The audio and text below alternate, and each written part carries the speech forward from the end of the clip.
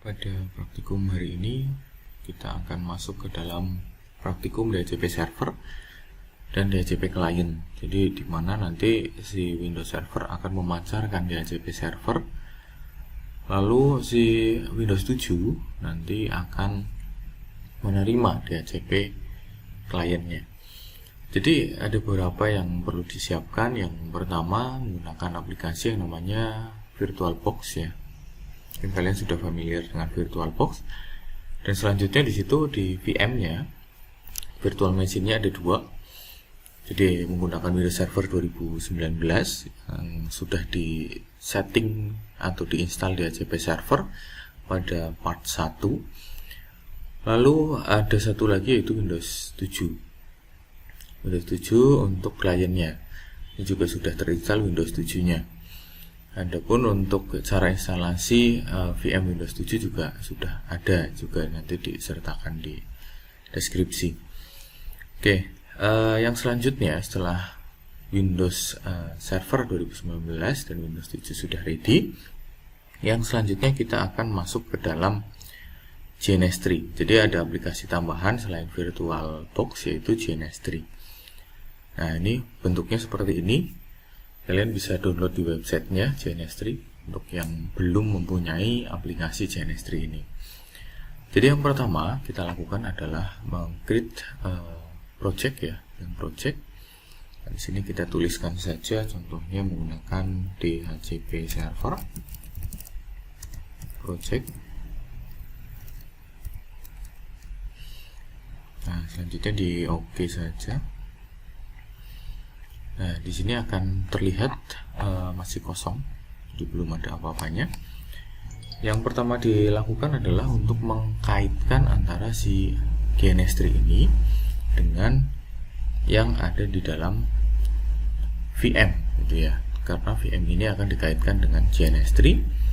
Jadi pertama kita harus inputkan dulu itu VM-nya, itu posisinya di edit, preference.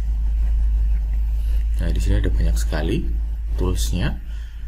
Karena kita menggunakan VM dari VirtualBox, maka kita pilih saja yang VirtualBox di sini. Nah, di sini kita pilih New. Nah, dia akan membaca VirtualBox yang kita punya. Di situ ada banyak. Nah, di sini karena kita menggunakan Windows Server 2019 yang DHCP server, pilih saja yang itu. Lalu di finish. Di sini akan muncul ya otomatis. Di sini kalau semisal mau diedit bisa juga di sini networknya itu satu, adapternya bisa juga ditambah dan lain sebagainya. Tapi di sini cukup satu saja. General semuanya sama ya. Jadi tidak ada yang diubah. Oke, lalu kita tambahkan lagi satu lagi karena di sini server berarti ada kliennya. Kita tambahkan lagi VM yang satunya, yaitu menggunakan Windows 7 Client DHCP ya, yang tadi namanya itu. Klik saja, lalu finish. Nah, di sini sudah terdapat dua VM yang dimana nanti kita akan coba mengkoneksikan antara VM Windows Server 2019 dan Windows 7-nya. Selanjutnya di apply, udah ya, oke. Nah, pada saat kita cari di sini, nah di bagian yang gambar PC ini, itu sudah terdapat VM yang tadi sudah diimport gitu ya ke dalam GNS3. Tapi sebelum kita masukkan, sebelum kita buat topologinya, yang pertama dilakukan, kita buka VirtualBox-nya dulu. Pastikan di Windows Server 2019 ini sebagai servernya, itu di pengaturannya di bagian jaringannya atau networknya.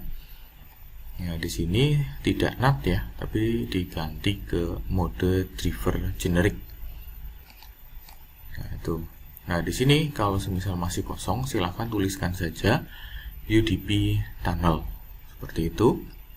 Adaptor 2, 3, dan 4 tidak usah, menggunakan adaptor 1 saja. lalu pilih OK. Sama juga untuk Windows 7 gitu ya, Windows 7 klien DHCP juga sama. Di situ di pengaturan dipastikan untuk jaringannya di sini bukan NAT tapi generic driver. Di sini pilih yang UDP tunnel. Kalau misal masih kosong ya tuliskan saja UDP tunnel seperti itu. Oke, berarti di sini sudah ada keterangannya juga ya jaringannya. Di sini generic driver UDP tunnel, di sini juga sama generic driver untuk UDP tunnel. Nah, setelah dua-duanya sudah ready setting jaringannya, selanjutnya kita kembali lagi ke dalam JNS3. Kita buat topologinya gitu ya. Jadi topologinya membutuhkan dua perangkat. Yang pertama Windows Server 2019, ini ditarik saja. Ini akan muncul untuk Windows Servernya. Lalu ada Windows 7 kliennya juga ditarik saja. Nah, seperti ini. Nah, selanjutnya apa yang harus dilakukan? Menghubungkan antara DHCP server yang ada di sini dengan klien menggunakan kabel LAN ya. Nah, caranya pilih yang ini, add link. Nanti di sini pilih yang ETH0 gitu ya. Tarik di sini, pilih yang ETH0 juga. Nah, ini sudah terhubung, tapi warnanya masih merah ya. Di sini juga masih warna merah gitu karena kedua perangkat atau VM yang ada di JNS3 ini belum diaktifkan seperti itu. Selanjutnya di sini karena sudah terhubung satu dengan yang lainnya, selanjutnya di start gitu ya, dijalankan kedua VM sekaligus, dan ini biasanya memerlukan resource yang cukup besar ya. Karena pada saat di running itu akan menjalankan dua-duanya gitu, langsung. Nah, di sini di yes saja. Kita tunggu. Di situ adalah proses untuk menjalankan VM yang ada di VirtualBox. Jadi secara tidak langsung di sini JNS3 dan VirtualBox sudah terhubung. Dan di sini kalau semisal sudah hijau seperti ini berarti sudah up gitu ya, status linknya. Berarti di sini Windows 7 kliennya sudah aktif. Nah, ini bisa dilihat di sini. Sudah terlihat di sini ada Windows 7 sudah aktif. Tinggal di OK saja ya. Oke, seperti itu Windows 7-nya jalan. Lalu kita juga bisa lihat di sini ada Windows servernya juga jalan gitu ya. Jadi secara otomatis kedua Windows Server maupun Windows Server 2019 maupun Windows 7-nya sudah berjalan di sini. Secara otomatis dua-duanya. Kita tunggu sampai dengan Windows siap untuk digunakan. Nah, seperti ini ya untuk tampilan Windows servernya, dan seperti ini untuk tampilan Windows 7-nya. Oke, untuk selanjutnya berarti kita masuk ke dalam Windows servernya ya. Sini ya. Itu memasukkan password seperti biasa. Kalau semisal untuk input ALT del itu ya, itu bisa di sini ya. Shift Control ALT del ini bisa diklik saja di sini. Kalau semisal si server minta mengetikkan kombinasi Control ALT del di sini. Nah, kalau selanjutnya di sini kita akan masuk menggunakan administrator, masukkan passwordnya.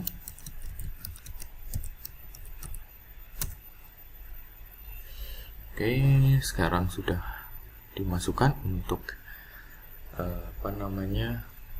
password dari Windows Server 2019. Nah, selanjutnya yang akan dilakukan di sini adalah konfigurasi dari DHCP server. Jadi yang sebelumnya memang sudah ditentukan, sudah diinstal gitu ya aplikasi dari DHCP server. Yang selanjutnya di sini kita akan lakukan konfigurasi secara GUI ya, karena ini kelebihan dari Windows Server 2019 itu bisa dilakukan secara GUI, walaupun di situ ada juga cara setting dengan menggunakan ini ya PowerShell istilahnya. PowerShell itu mirip seperti command line-nya gitu. Tapi kalau di sini kita coba dulu menggunakan GUI. Nah, tanda untuk apabila DHCP server sudah terinstall itu dilihat di sini. Di situ sudah ada DHCP ya. Jadi DHCP server sudah terinstall di sini. Nah, ini apabila diklik bentuknya seperti ini ya. Bentuknya masih seperti ini. Jadi apa saja yang harus dilakukan, kita nanti lanjutkan untuk tahapan-tahapannya gitu. Selanjutnya di sini kita pilih more-nya, itu di DHCP itu more, pilih more. Nah, di sini ada tampilan seperti ini ya. Nanti kita pilih untuk complete DHCP configuration gitu. Nah, ini posisinya di sini, diklik. Nah, yang ini ya di belakangnya sebentar. Nah, ini. Nah, setelah di sini, selanjutnya itu pilih ke commit gitu ya. Di sini sudah ada keterangan seperti ini. Selanjutnya pilih commit. Lalu pilih close. Nah, setelah seperti ini tampilannya, kita lanjut. Berarti masuk ke tools. Di sini ada DHCP. Pilih. Nah, seperti ini bentuknya. Jadi kita buka servernya. Di sini ada IP versi 4 ya. Nah, di sini IP versi 4, di klik kanan, pilih new scope. Lalu di sini kita akan masuk ke scope wizard untuk instalasinya. Pilih next. Lalu di situ ada name sama description-nya. Saya tuliskan di sini internal network.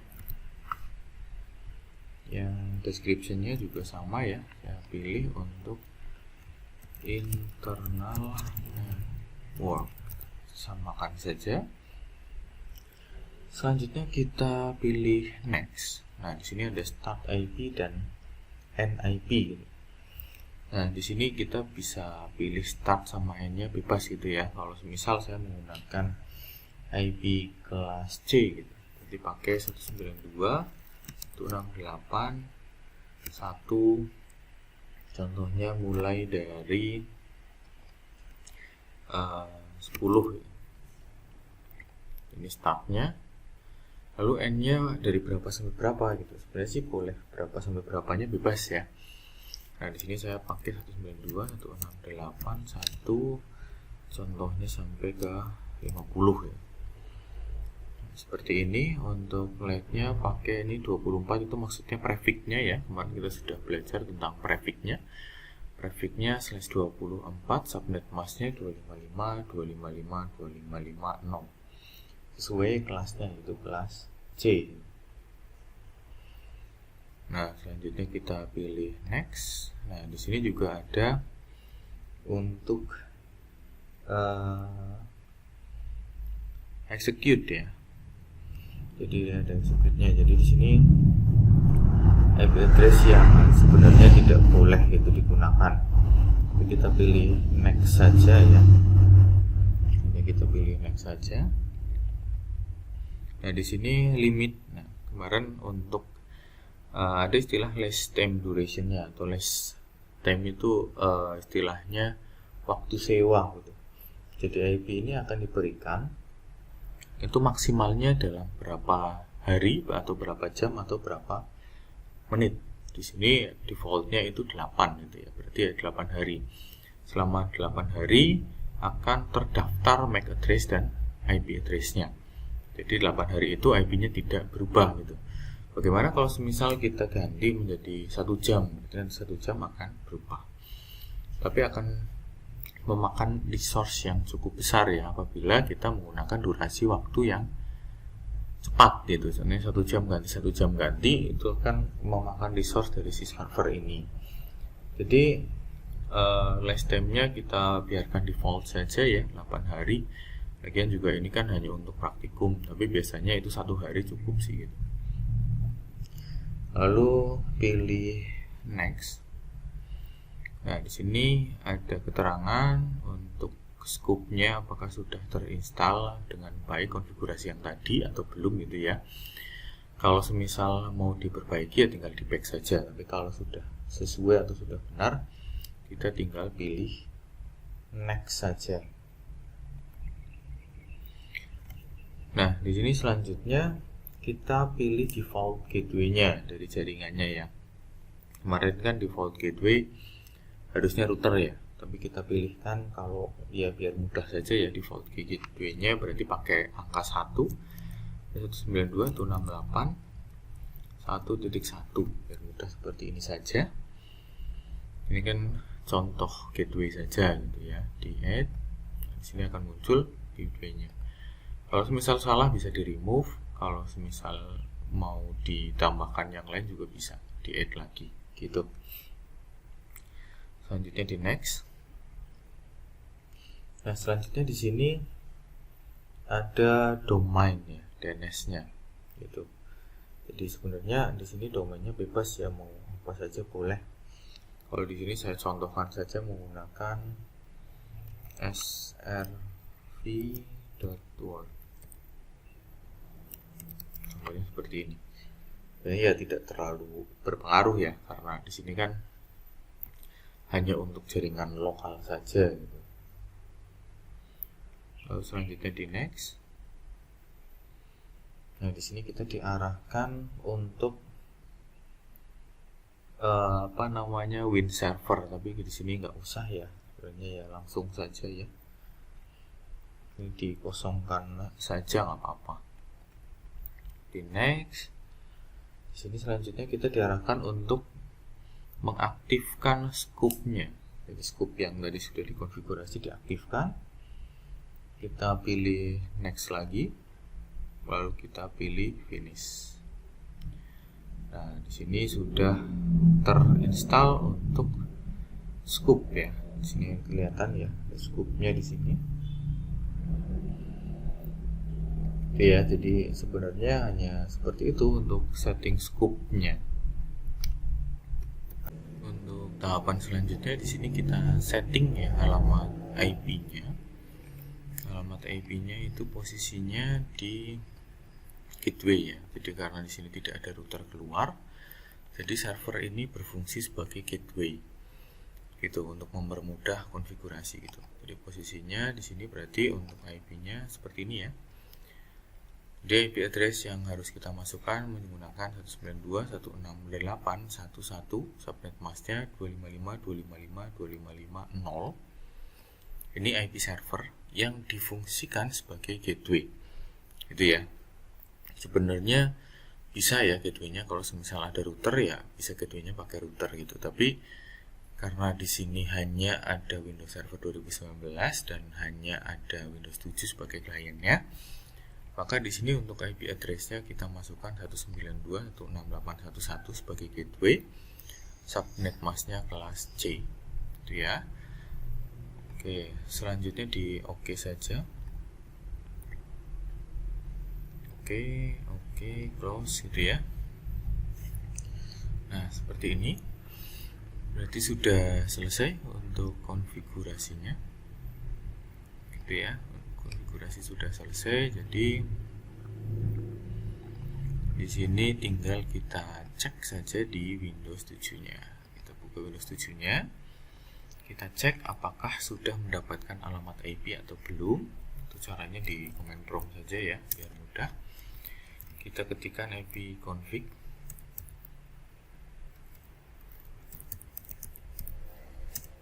Nah, di sini akan muncul ya 192.168.1.10, subnet masknya itu 255.255.255.0, terus default gateway-nya 192.168.1.1.